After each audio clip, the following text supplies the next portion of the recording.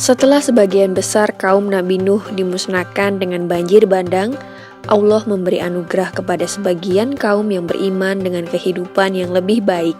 Salah satunya adalah kaum Ad.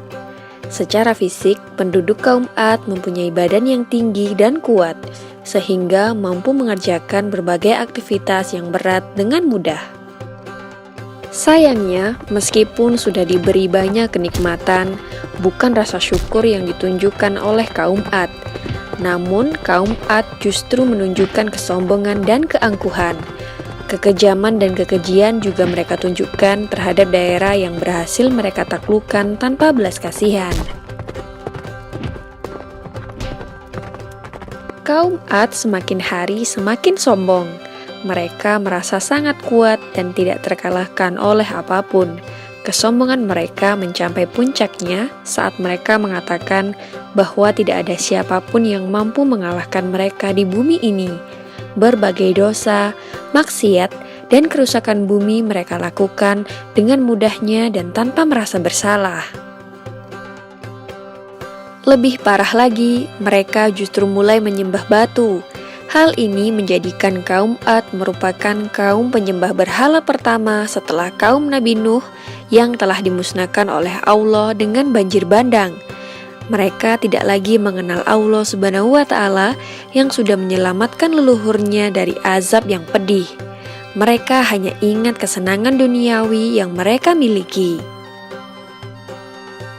Ada 3 buah berhala yang mereka sembah. Ketiga berhala ini diberi nama Syad, Samudra, dan Hara. Mereka menganggap bahwa ketiga berhala inilah yang memberi mereka kekuatan, kemakmuran, dan keselamatan hidup. Untuk menghadapi akhlak dari kaum Ad yang semakin parah, Allah mengutus Nabi Hud di antara kaum tersebut untuk memperbaikinya. Nabi Hud merupakan nabi keempat setelah Nabi Nuh alaihi salam. Beliau lahir dari salah satu keluarga kaum Ad dengan ayah bernama Abdullah yang merupakan salah satu saudara dari pemuka kaum Ad itu sendiri. Seperti halnya nabi-nabi sebelumnya, banyak penolakan yang diterimanya, baik dari tetangga, masyarakat sekitar, bahkan saudaranya sendiri. Dalam perjalanan hidupnya, Nabi Hud menikahi seorang wanita bernama Melkah, anak dari Madai bin Yafas. Menurut beberapa sumber, beliau tidak dianugerahi keturunan oleh Allah.